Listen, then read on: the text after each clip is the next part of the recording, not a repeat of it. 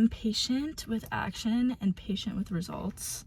I'm gonna do a structured video today with just one topic, and I'm holding the phone, so if I'm shaking, that's why. I have noticed myself in a lot of my projects. I'm a very creative person. I'm an artist, but I'm also an entrepreneur, and I'm trying to build businesses. And when you're building a business, you have to have structure to a certain extent.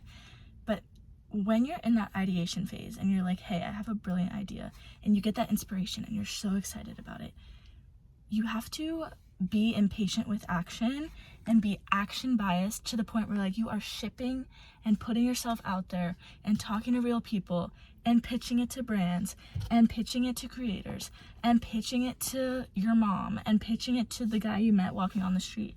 And I think like just talking about your idea and getting it out there and testing it in real time and like actually shipping instead of just ruminating on the idea, thinking quietly to yourself like, oh, I'm so smart, like I think I got something, or like, oh, I see a gap in the market, like look at the way the culture's moving. I have been in that mode. I have been that bitch, because I think a lot of times like with me, I'll be like really into an idea and I'll like start building it, I'll start thinking about it, I'll start making a website even, or making a pitch deck. All of those things are a waste of time. What's important is that you go out and get your first sale and you get your first user, or you get your product in front of the first person so you can get real feedback. And what I've learned from me being kind of an idea person that has a lot of things coming through, but then like, to be honest, hasn't had that much success in execution yet. Like I think my skill set is definitely on like the creative ideation, creative direction side, and not on the, you know, like analytics, day-to-day administration and execution side. And I have to be able to manage both. Like I have to be able to have the skill set to do both sides. And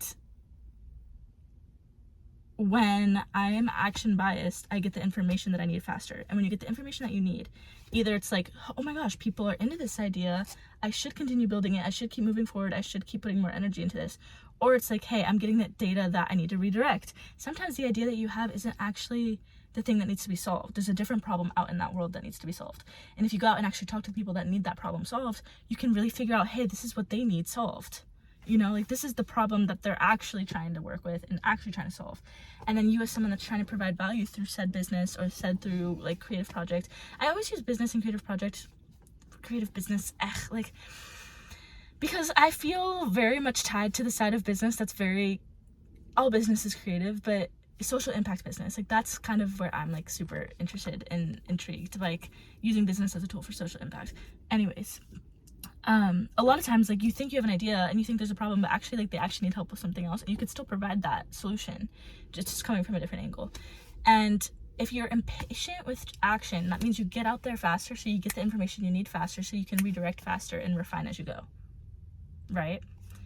And if you're, I think an acorn just hit my car. When you're patient with results, that is where you lean into like, hey, there's gonna be delayed gratification with this. I'm starting something new. I'm a beginner. I'm gonna suck. I'm not gonna be good at sales. I'm not gonna be good at articulating myself effectively. I'm not gonna be good at knowing the exact perfect market or target audience that I should be attacking with this solution, or the exact type of person I should be pitching this to, right? And as you go and as you are impatient with action and you're being action biased and you're really throwing yourself out there as much as possible to get the data that you need as quickly as possible, and the data that's useful, not just like little numbers. I don't know what I was saying there. I keep getting distracted because this car is like being a little weird. The sooner you get that to happen, that's when you start getting the real results. And you have to like, I think I heard this on a podcast. I don't know if I said that. I didn't come up with this. I heard it on a podcast. I need to link the podcast. I don't remember which podcast it was. I listen to a lot of podcasts these days. When you're impatient with the results, or patient with the results, then you're leaning into the fact that delayed gratification is going to be your superpower. Because if you can really do the thing day in and day out, commit to it for an extended period of time, and really try so hard that you're like, okay, this idea is going to work, or hey, I know for sure that this idea is not it, and I actually want to kill this idea because I actually tried my best and did everything I needed to do to test it properly.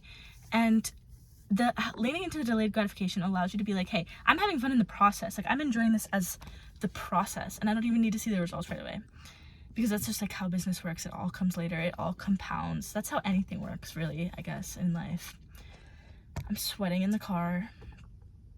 There's a cloud coming. You see that no parking sign? I'm not allowed to park here. And I'm dressed like a little boy.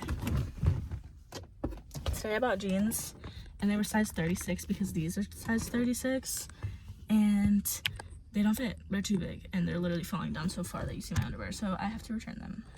Do you think I would have been smart and tried on the jeans? Nope, did not do that, but that's okay. Anyways, I think I just was in the mood to rant about this, talk about this, because I am somebody that hops around from idea to idea. And there's a lot of people that preach success and they say, focus on one thing, do one thing at a time. Okay, yeah. Well, maybe my one thing is that I want to do a lot of things and I want to experiment with a lot of different ideas and I want to have fun with my life and follow my curiosity and take agency over the fact that I can get the outcomes that I want if I apply myself correctly. And try not to be so meticulous while doing it, like have fun while doing it. Yeah, sorry. Even yesterday I was talking about this, like managing multiple projects at the same time. It's been on my mind because I have felt scatterbrained recently and I feel like I need to learn how to get to the point, speak clearly, have a structure to the videos, you know, so I can actually maintain attention and provide value instead of just... And then also structure to my day-to-day life, like have a system so that things get done instead of me doing 5,000 things at the same time at surface level. The depth and quality is really important there, but also at this point in time, like I don't want to limit myself to one thing specifically in the sense of like, I'm going to focus on this one thing until I'm wealthy. Like that's just not my mindset on life. Like I enjoy having my toe in different things and like having them all move because they all support each other and they all relate to each other in some way. And I will probably continue to work in that style as long as it's conducive to my success. And right now it is conducive to my success, and it's definitely conducive to my creative process because it feels fulfilling and it makes me feel excited, and I have passion and momentum for the ideas that I work on. I have passion and momentum for the projects that I build, and even when they fail or when I experience friction or frustration with something, I know that it's guiding me on the right path regardless, and that I'm making progress regardless because I'm still in the room, you know, like I'm still in the room with the thing. And sometimes I'll learn something from one project that maybe it's not relevant to this project, or maybe it's like that project dies and then I'm able to apply that skill to the next thing I do.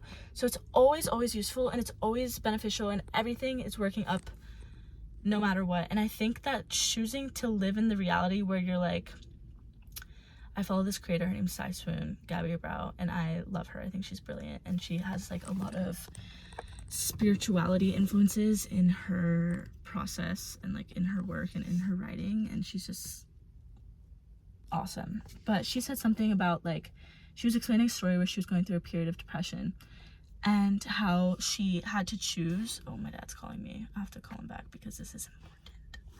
She had to choose, like, hey, I'm gonna live in a reality. I'm going to choose a reality for myself that's like, I am making progress regardless, even during the hard times, and even when there's no progress happening. The way that life moves, the way that culture moves, dots connect sometime in the future that's not right now. And every day you are doing the things that are going to get you closer to understanding what you need to do the next day to get where you want to be. And I also always think that like subscribing to the reality that like, hey, I'm living my dream life right now. Like there's certain aspects of my dream life that are informed by my perspective right now, which means I'm living my dream life right now. Anyways, I'm starting to ramble and now I have to call back my dad. So that's it for now. Thanks for being here. I'm so grateful. Sometimes I get a comment on these and I'm like, wow, I can't believe someone actually watched that. Like that's crazy. And then I get excited and I think it's really sweet. I'm having fun with it, and I want to try and post every day because I think for me a lot of it's just like building my communication skills. It's not even about editing and building the audience necessarily. It's about community and like talking to people and really building my communication skills and getting better at telling stories, getting better at articulating my ideas, getting better on my like reflection process and seeing, hey, how can I share this in a way that's valuable to others but also valuable to me, so I can look back on it and be like, oh, I remember